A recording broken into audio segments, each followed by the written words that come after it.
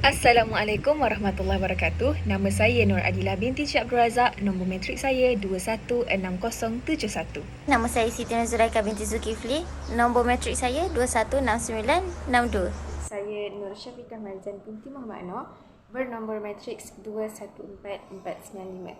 ICT merupakan singkatan kepada Information and Communication Technology, teknologi komunikasi dan maklumat, yang bermaksud teknologi yang diperlukan untuk segala pemprosesan data yang berkaitan dengan segala aspek dalam pengurusan dan pemprosesan maklumat. Secara khususnya, penggunaan komputer dan peranti yang berkaitan memudahkan lagi ICT ini berlaku. Hal ini dapat mengubah, menyimpan, memproses, melindungi, memindah dan mendapatkan segala maklumat yang diinginkan hanya di hujung jari tanpa mengambil kira tempat dan waktu selama mana terdapat kemudahan rangkaian internet. Penggunaan teknologi maklumat dan komunikasi di negara kita telah lama diperkenalkan lagi. Walau bagaimanapun, ICT masih dianggap sebagai perkara baru dalam kalangan masyarakat Malaysia kerana masih belum tersebar atau diguna pakai secara meluas oleh setiap golongan. Sebagai contoh, masih ramai golongan yang berumur 50-an dan ke atas yang belum mahir menggunakan kemudahan yang tersedia.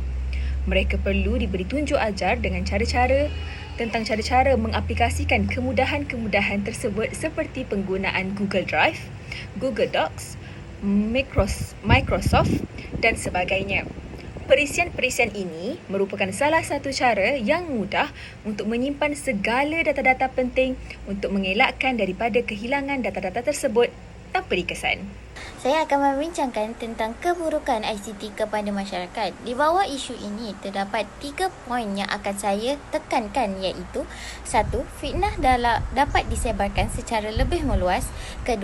Pelajar leka dengan penggunaan internet. Dan 3. Lebih terdedah kepada perkara yang tidak baik. Bagi poin yang pertama, teknologi yang fitnah dapat disebarkan secara lebih meluas kerana perkara ini boleh menyebabkan penyebaran maklumat palsu tersebar tanpa dapat dibendung. Hal ini kerana maklumat-maklumat ini lebih mudah untuk individu-individu lain untuk menulis secara dan menyiarkan ianya di media-media sosial kini. Fitnah-fitnah yang disebarkan tersebut telah mendatangkan kesukaran kepada individu lain untuk menentukan sama ada ianya maklumat tersebut palsu ataupun benar.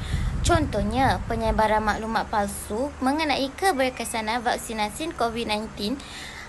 Maklumat ini telah disebarkan oleh individu-individu yang tidak bertanggungjawab di media sosial bagi mengelakkan penduduk-penduduk di Malaysia ini untuk tidak mengambil suntikan vaksinasi tersebut.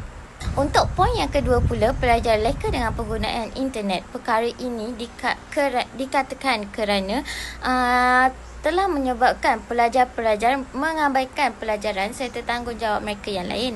Contohnya seperti tanggungjawab mereka dalam membantu ibu bapa mereka sama ada di rumah ataupun di tempat awam, dan tanggungjawab mereka sebagai seorang pelajar dengan mengabaikan kerja-kerja sekolah yang perlu disiapkan ataupun mereka lupa untuk mengulang kaji pelajaran.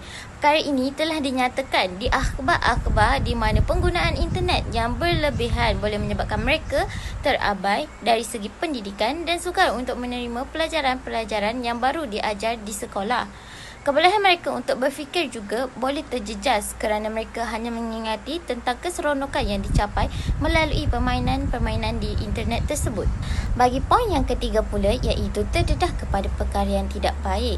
Perkara ini terjadi kerana kemudahan-kemudahan teknologi yang kian berkembang di negara ini telah membawa kepada pengaruh-pengaruh buruk yang besar kepada masyarakatnya kerana kebolehan mereka untuk mengakses internet yang tiada sempadan.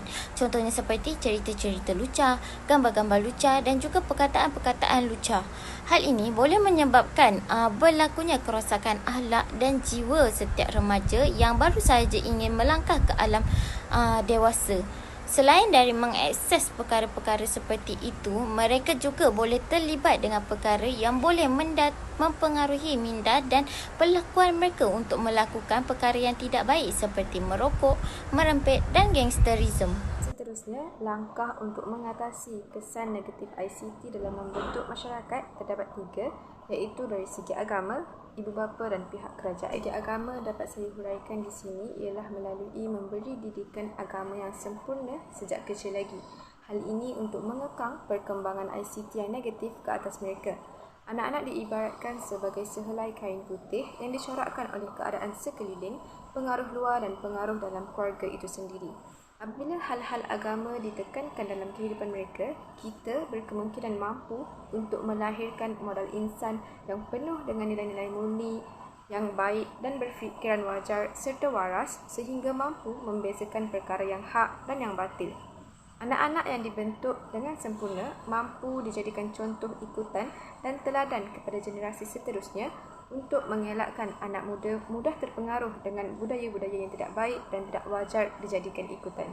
Ibu bapa pula, mereka perlulah mengawal, memantau dan membuat perhatian atas setiap kegiatan dan aktiviti yang dilakukan oleh anak-anak. Sebagai contoh, menonton televisyen, permainan atas talian, melakukan akses internet serta setiap aktiviti di luar rumah yang dilakukan bersama rakan-rakan mereka. Selain itu, ibu bapa juga perlu membimbing anak dalam setiap aktiviti dan juga pendidikan mereka. Hal ini untuk mengelakkan mereka menggunakan kata-kata kesat atau tingkah laku yang negatif hasil pengaruh daripada internet. Ibu bapa juga perlu bersifat tegas dalam membentuk anak-anak, terutamanya dalam aktiviti mengakses internet. Akhirnya, ibu bapa perlu menjelaskan kepada mereka tentang kesan setiap perilaku mereka sama ada kepada orang sekeliling ataupun diri mereka sendiri. Pintasnya, anak-anak akan lebih faham sebab mengapa mereka perlu diawasi dalam mengakses internet dan tidak sewenang-wenangnya melakukan hal-hal yang boleh mengundang kepada kesan buruk ke atas diri mereka. Bagi pihak kerajaan perlu menggalakkan dan menetapkan penggunaan software filter. Software filter berfungsi untuk menyekat perjudian online, pornografi dan aktiviti-aktiviti yang tidak sihat dan tidak bermoral dalam internet. Software ini perlu diperkenalkan kepada semua pihak, terutamanya kepada institusi kekeluargaan yang mempunyai wifi persendirian, institusi pendidikan, cyber cafe dan tempat-tempat yang mempunyai kemudahan untuk mengakses internet dengan mudah. Seterusnya, undang-undang berat perlu dikuatkuasakan dan undang-undang yang lebih efisien perlu digubal mengikut peredaran semasa yang berkaitan dengan penyalahgunaan ICT. Pihak kerajaan perlu ambil maklum mengenai perkara-perkara ini. Sekali, kualiti pegawai-pegawai perkhidmatan yang berkaitan dengan ICT perlu ditambah baik dengan menyediakan latihan serta kursus yang sewajarnya agar mereka lebih tahu dan maklum akan tugas mereka dan tidak memandang enteng akan perkara ini. Seterusnya, nilai etika yang dapat kita kaitkan dengan isu yang dibahas terdapat 3, iaitu penghayatan terhadap etika cyber, menghindari penyalahgunaan maklumat dan juga menghargai hak harta intelek. Penghayatan terhadap hak etika cyber. Seperti yang kita sedia maklum, ICT merupakan salah satu medium untuk mendapatkan maklumat dan kemudahan berkomunikasi kepada setiap individu. Penggunaan ICT juga mempunyai adab yang perlu diketahui bagi setiap penggunanya kerana melalui ICT wujudnya pelbagai pergaulan antara manusia. ICT juga membawa banyak faedah tetapi juga boleh menimbulkan pelbagai masalah sosial dan etika.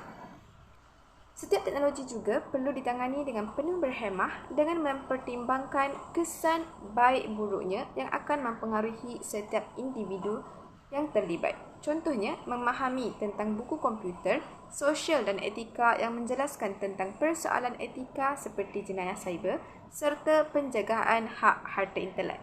Yang kedua, untuk nilai etika ialah menghindari penyalahgunaan maklumat, iaitu penghindaran diri daripada sebarang penyalahgunaan maklumat ini sangat penting. Hal ini kerana internet dikatakan sebagai satu sumber rujukan utama untuk semua individu, malahan ianya juga menjadi salah satu media untuk berhibur daripada golongan remaja serta dewasa. Perkara ini juga boleh menyebabkan berlakunya penyalahgunaan maklumat yang perlu dielakkan. Langkah yang boleh diguna pakai bagi mengelakkan perkara ini berlaku ialah dengan menghadkan penggunaan internet supaya dapat mengelakkan kerosakan moral dalam diri setiap pengguna. Pengguna ICT juga boleh meletakkan ketetapan yang menyekat penggunaan internet daripada mengakses ke laman-laman web yang tidak bermoral dan tidak berfaedah. Seterusnya, nilai etika yang terakhir, hak harta intelek ini merupakan hasil kreativiti seseorang yang merangkumi pelbagai aspek seperti muzik, sastra, seni dan sebagainya yang telah digunakan termasuk dalam hak cipta, cap dagangan, paten dan sebagainya. Perkara ini amat ditekankan kepada setiap individu untuk memelihara harta intelek ini daripada tercemar atau dicetak rompak oleh individu yang lain yang tidak bertanggungjawab.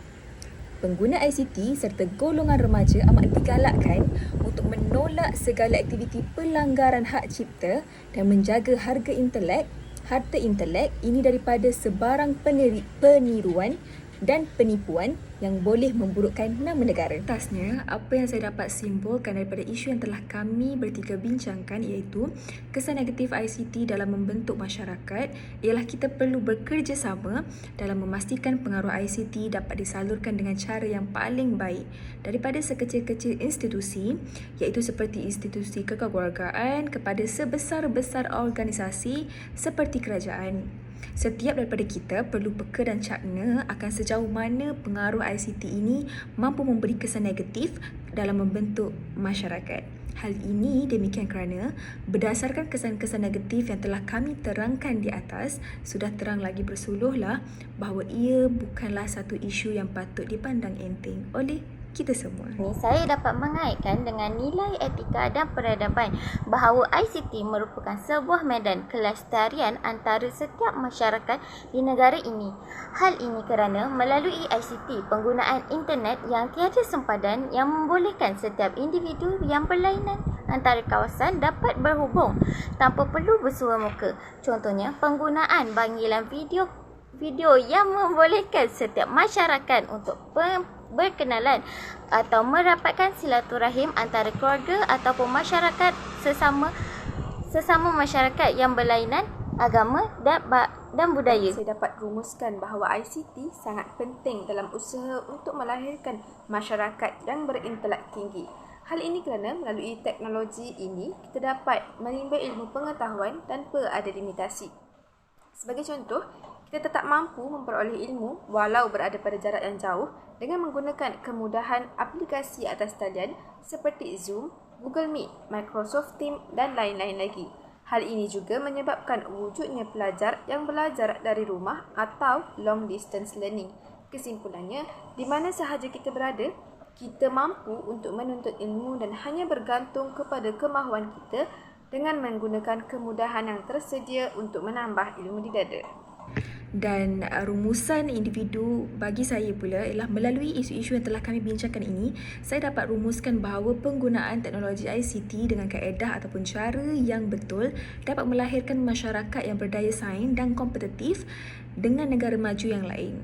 Hal ini demikian kerana kita dapat menjadikan dan menaikkan lagi nama Malaysia apabila kita berjaya memanfaatkan segala teknologi dengan sangat-sangat baik.